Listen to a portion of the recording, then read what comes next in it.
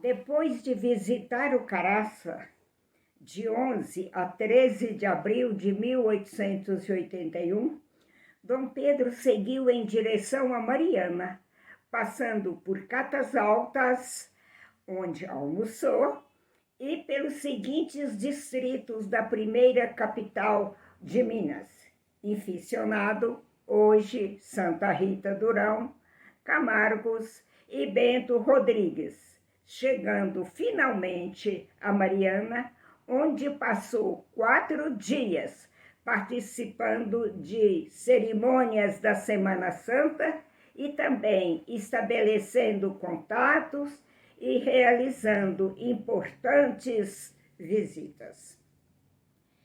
Prosseguindo depois na direção de São João del Rei, o imperador passou novamente por Ouro Preto, onde ficou mais 2 dias para novos contatos, homenagens e visitas, entre as quais se inclui a visita ao Pico do Itacolomi, como já nos relatou o jornalista Ângelo Osvaldo em sua fala sobre a visita de Dom Pedro à segunda capital de Minas. Para falarmos sobre fatos, curiosidades, ocorrências da visita imperial à episcopal cidade de Mariana, apresento-lhes o desembargador Caetano Levi Lopes, marianense de 4 Costados, que muito conhece e ama a sua região, filho que é do distrito de Bandeirantes, igualmente berço natal de figuras importantes, como o Dr. Pedro Aleixo, ex-vice-presidente da República. Dr. Caetano é bacharel em Direito pela Faculdade de Direito de Conselheiro Lafayette e mestre em Direito pela Faculdade de Direito da Universidade Federal de Minas Gerais.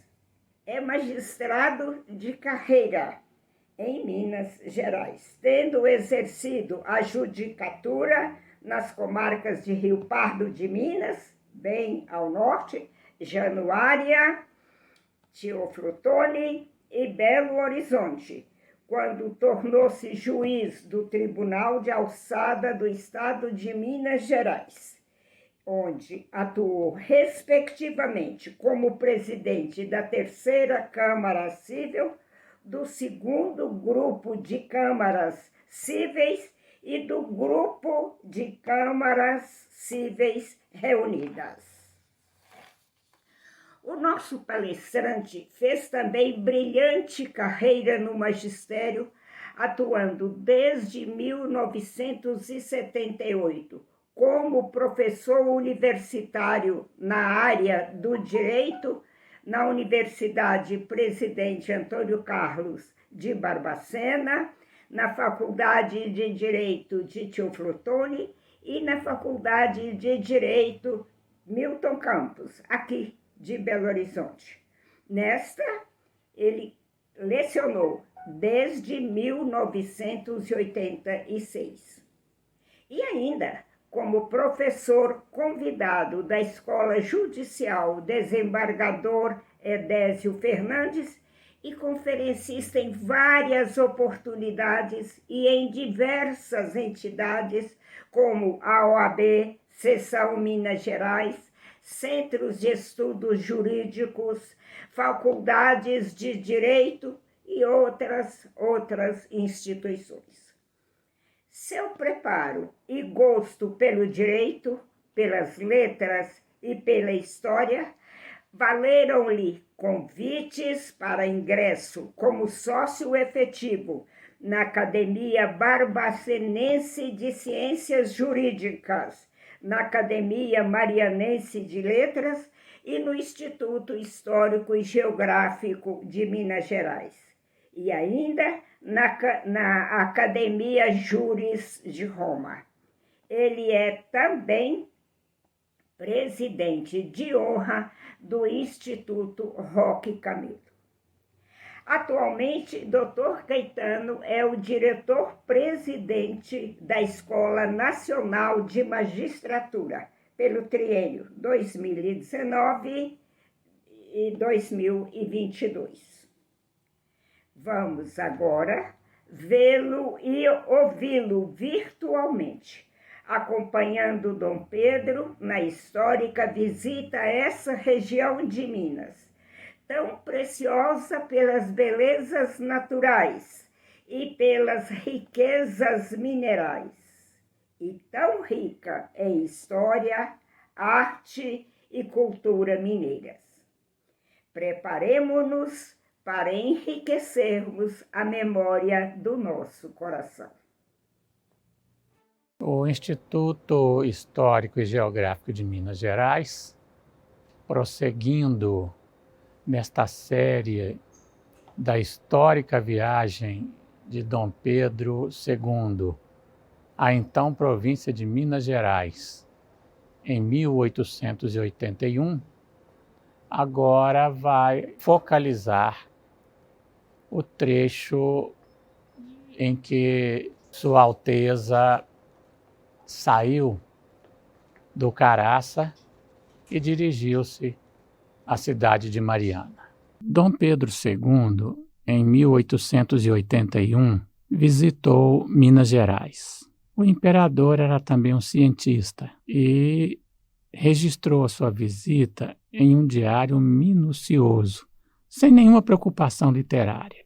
No dia 13 de abril, ele saiu do Caraça e dirigiu-se a Mariana. Uma viagem de 11 léguas, aproximadamente 66 quilômetros, mesmo porque as medidas antigas são muito imprecisas. Em cada região do país, uma légua tinha uma extensão diferente. Em Minas Gerais, tradicionalmente, são 6 quilômetros. Uma viagem bastante desconfortável para o imperador, que a esta altura contava com 55 anos de idade. Ele anota: desci a pé a ladeira íngreme e mal calçada às 5 horas e 20 minutos. Montei a cavalo às 5 horas e meia. A cascata e a vista belíssimas. Tomei a direita. No tempo de meu pai, passava mais à direita e por um lugar chamado Varanda de Pilatos. No estabelecimento também mora um antigo professor, Manuel Ferreira, que ensinou latim igualmente em Congonhas. Foram discípulos dele o Lima Duarte e o Afonso Pena. Às 9h30, chegou em Catas Altas. Escreveu freguesia de bastantes casas, bonita igreja, cujas torres têm remate um pouco extravagante e muito bem situada, com pitoresca Serra do Caraça defronte. Também se vêem desse lado as escavações da mina de Jacutinga aurífera, de Pitangui, cujos trabalhos recomeçaram por uma companhia inglesa. Almoço de meia hora. Ao partir, entreguei diversas cartas de liberdade concedidas pelo inglês diretor da mina, de Cocais, de que falei em Caeté. Segui Arraial de Água Quente Pequeno.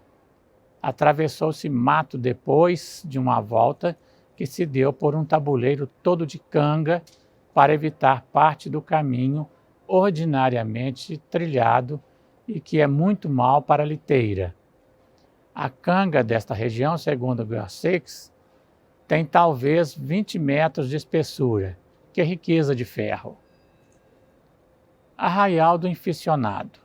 Depois de margear o ribeirão do mesmo nome, assim chamado por causa de bexigas que aí houve, ou de cobre de sua mineração que venderam com ouro por este metal, dizendo-o por isso inficionado.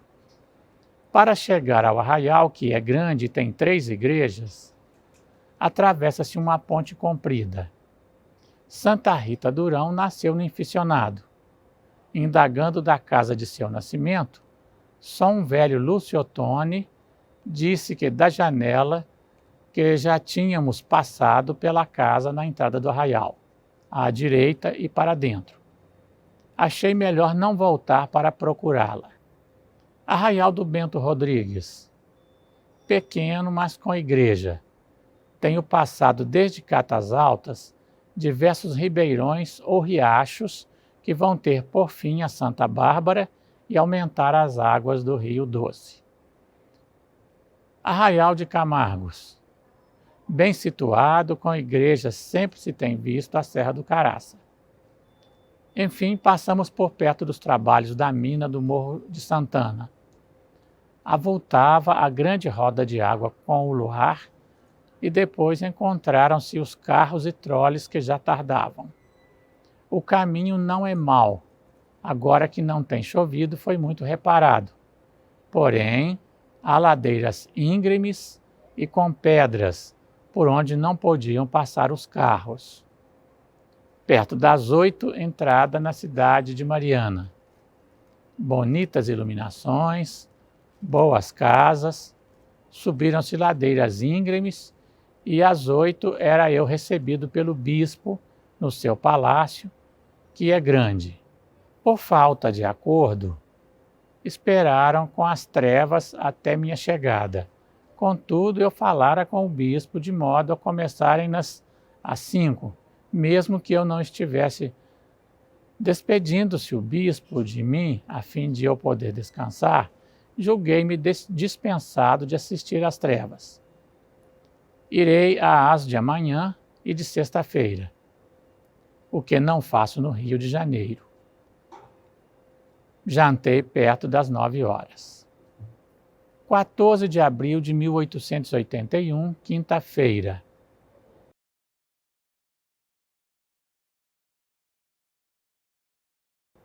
Acordei às 5h30. Depois do Arraial do Camargo, avistei na encosta de uma montanha à direita a casa que pareceu-me grande da fazenda do tesoureiro do Barão de Camargos e pés de chá. Saint-Hilaire diz que há mais espécies vegetais na Serra do Caraça que na da Piedade, por ser aquela mais úmida. Ontem, na distância de 9 léguas, vi uma cidade mariana e 5 arraiais. Todos os povoados revelam mais ou menos decadência. Nós estamos próximos do antigo Palácio dos Bispos. A construção começou ainda no tempo do Dom Frei Manuel da Cruz, primeiro bispo de Mariana, e serviu de residência a todos os bispos até 1926.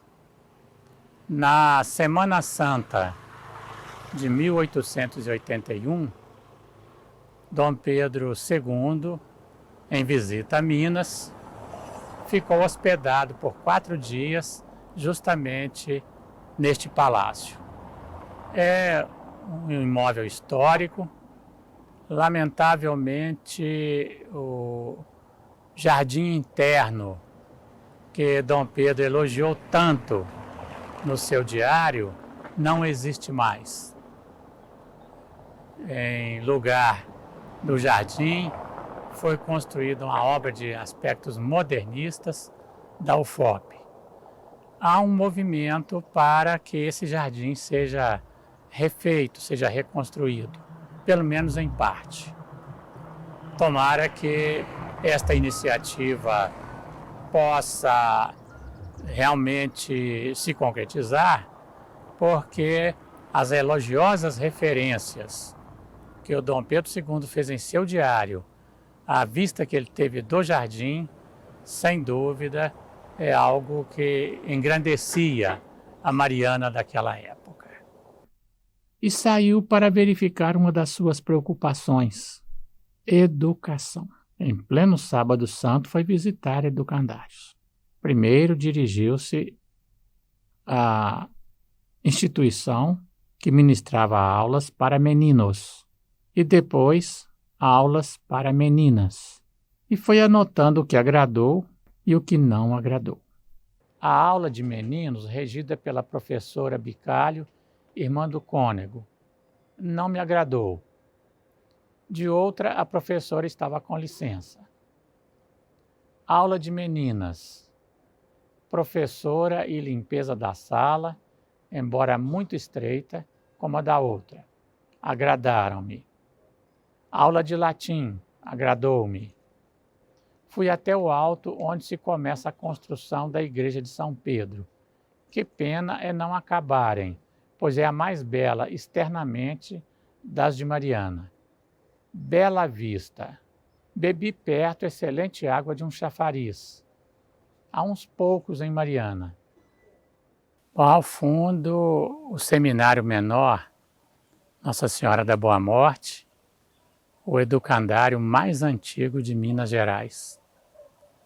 Na sua histórica viagem, Dom Pedro II esteve em visita a este estabelecimento, que só em tempos recentes foi desativado como seminário. Seminário muito bem arranjado. Reitor Cornalioto, nome exato, o que pregou ontem. Gostei, sobretudo, do estudante Barroso de latim. O Carlindo dos Santos de Caeté tem talento e não se saiu mal do latim. Compêndio de filosofia do Soriano. Não gostei das respostas em geometria. O Monsenhor da Santa Sé, Cônego Pimenta, é professor de história, bem estudado, hebraico, e vi um cumprimento que ele escrevera nessa língua. Padre Cardito de Nápoles, professor de geografia, aritmética e álgebra. Conhece o árabe. Esteve muitos anos na Terra Santa. Este é o Colégio Providência, educandário feminino que formou várias e várias gerações de professoras, não só em Mariana, mas para o próprio estado de Minas Gerais e até mesmo para fora de Minas. 17 de abril de 1881, domingo. 5h03, acordei, banho no jardim. 7, saí. Casa de câmara, boa, padrões métricos tratados com descuido. Cadeia muito boa, mas com presos demais. Enfermaria pestilencial pelo mau cheiro. Livros, como sempre, irregulares. Voltando, entrei na Igreja do Carmo, é grande e elegante. A de São Francisco foi construída em 1753, na administração do primeiro bispo. A festa durou das 10 até pouco depois de 12h30. Pregou o cônego Honório. Pode fazer sermão melhor. Voltei a casa e fui depois ver o estabelecimento das Irmãs de Caridade. Dom Pedro II visitou este colégio. Inclusive, teve a oportunidade de ver como que as aulas eram ministradas e, novamente aqui, ele fez anotações minuciosas. O colégio tem 142 pensionistas e 58 pobres separadas umas das outras, embora podendo comunicar-se. Muito asseio e ordem. Hospital quase que unicamente para mulheres, 68, que pareceram-me antes inválidas. Os edifícios são da Mitra. Voltei à casa e às 3 fui à mina da Passagem.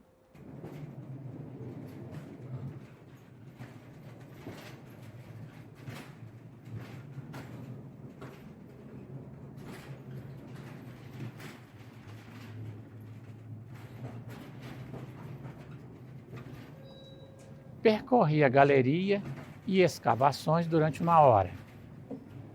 Agora só a tem esgotado por meio de bomba movida por água. É trabalhada desde 1713. A água tinha sido a causa, sobretudo, da interrupção dos trabalhos. Acompanharam-me Pat Reed, Wendelbom e Monchot. Gostei muito do segundo. Esperam tirar muito ouro do veeiro que vi bem. Estava de volta pouco depois das 5h30. Jantar, conversa com o bispo, que se encarregou de promover a construção da casa para as aulas primárias. Ainda conversei com Monsenhor Cônigo Pimenta, que falou-me muito sobre seus estudos de grego e hebraico. Animei-o a estudar árabe com o padre Cardito. 18 de abril de 1881, segunda-feira. Choveu muito de noite, mas estiou.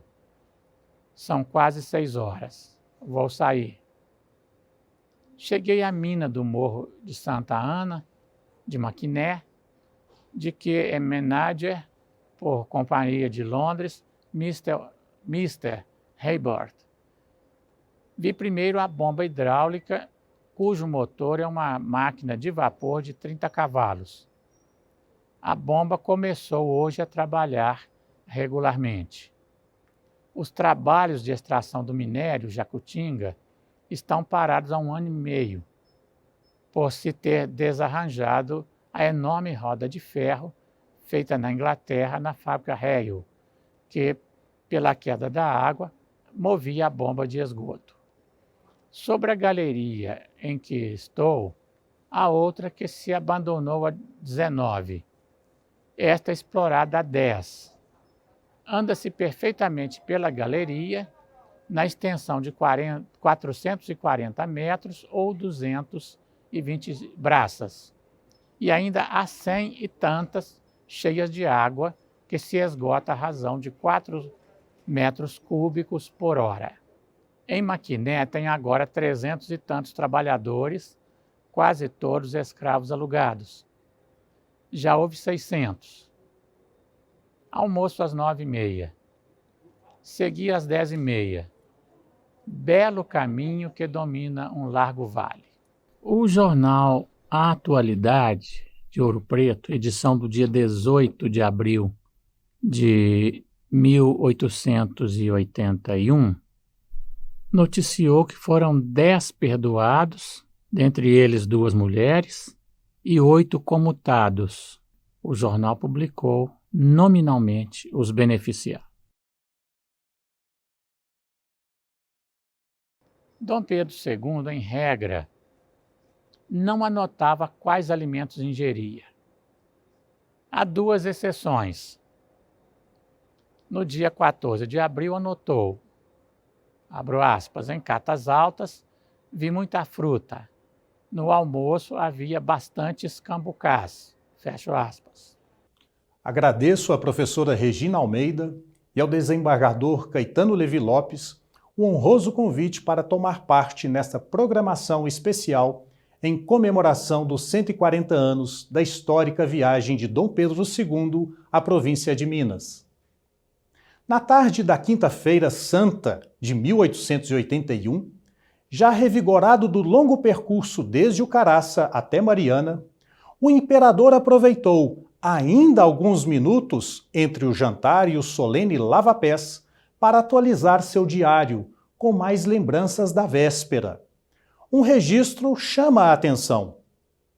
Em Catas Altas, vi muita fruta ao almoço. Havia bastantes cambucás.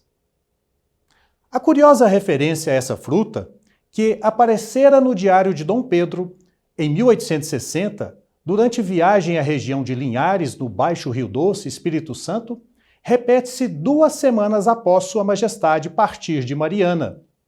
Na segunda-feira, 25 de abril, fazendo um passeio matinal por São João del Rei, Dom Pedro anotou: fui ver um pé gigantesco de cambucazeiro, em casa de uma sobrinha do Barão de Camargos. Podem colher-se as frutas de uma das janelas do sobrado, e dá 120 mil réis por ano. A árvore e o fruto, que tanta atenção mereceram do imperador, são da espécie Plinia edulis, popularmente conhecida como cambucá. A palavra deriva do tupi, cambu mais iá, e significaria fruto de mamar, já que a polpa precisa ser sugada da casca. O cambu caseiro é nativo da Mata Atlântica brasileira. Atualmente raro, integra a família das mirtáceas, sendo parente da jabuticaba, pitanga, araçá e gabiroba. Nosso imperador, parece-nos, era íntimo dessa espécie, desde a infância. A escritora britânica Maria Graham, preceptora da irmã de Dom Pedro II, a então princesa Dona Maria da Glória, futura rainha Maria II de Portugal, em seu diário de uma viagem ao Brasil, também confere especial destaque a Plínia Edulis, presente no Jardim Botânico do Rio de Janeiro e nas belíssimas matas vizinhas a Copacabana, que produziam grande quantidade da excelente fruta. Fiquei contente por ver muitas das plantas indígenas que haviam aqui.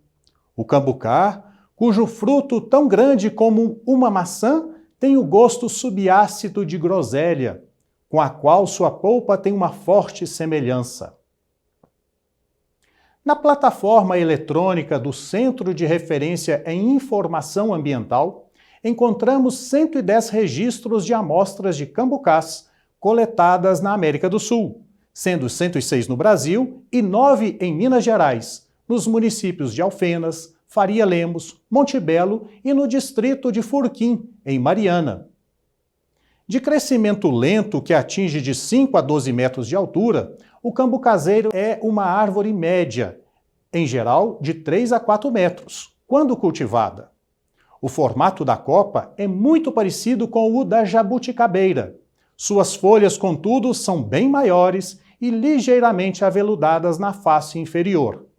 O tronco, que descama com facilidade, pode ser esbranquiçado ou avermelhado conforme a variedade. Suas flores são brancas e, como nas jabuticabeiras, os frutos do cambucá brotam direto do caule da árvore. Os frutos têm de 4 a 7 centímetros de diâmetro, são arredondados e achatados nos polos, têm a casca lisa e coloração intensamente amarelo-alaranjada. Sua polpa é suculenta, seu sabor, que lembra o da jabuticaba, é intenso e de um agridoce balanceado sem adstringência. Estudos recentes sobre suas propriedades farmacológicas têm fornecido suporte científico para o uso tradicional, especialmente do chá de suas folhas, que apresentam efeito gastroprotetor. Na medicina popular brasileira, essa espécie é usada para tratar distúrbios estomacais, diabetes, doenças inflamatórias, diarreia, bronquite e também é empregada como agente tônico, antipirético e diurético. Chamada por alguns de a jabuticaba amarela, o cambucá também inspira a música popular brasileira, conforme o samba Olhos Verdes, de Vicente Ribeiro, imortalizado nas vozes de Dalva de Oliveira e Gal Costa. O cambu caseiro é a árvore símbolo de Cantagalo, no Rio de Janeiro, onde alguns exemplares são preservados pelo projeto Cambucás, no alto da Serra da Batalha. Temos ainda em Pernambuco a cidade de Santa Maria do Cambucá. Considerado um dos frutos mais saborosos do Brasil, quiçá do mundo, o cambucá encerra abundante polpa adocicada e refrigerante, comestível crua. Tanto a polpa quanto a parte carnosa da casca ainda podem ser aproveitadas no preparo de doces, compotas, sucos, sorvetes, geleias e licores. Assim, deliciados com os doces e saborosos cambucás, tão apreciados por Dom Pedro II, continuemos a acompanhar Sua Majestade em sua histórica viagem à província de Minas. Muito obrigado. No dia 18 de abril, Jaime Antônio Pereira, distrito de Ouro Preto, informou, abro aspas, montei a cavalo às 12 horas e 40 minutos, mas parei em casa de Paula Castro, que me estava esperando na mina, que aliás nunca disse visitaria. Havia mesa posta, porém só bebi café com bolinhos mineiros. Fecho aspas.